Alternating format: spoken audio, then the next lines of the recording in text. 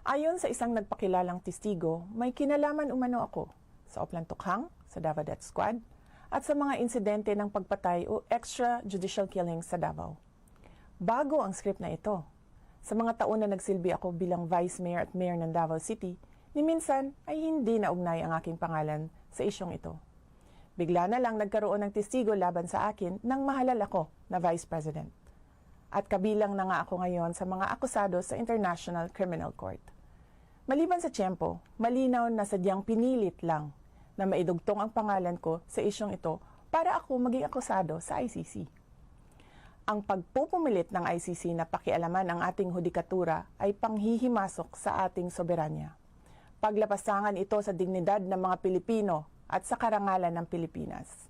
Wala na itong debate sa testigo at mga tao na nakapalikod sa kanya. Mag-file kayo ng kasong murder laban sa akin dito sa Pilipinas.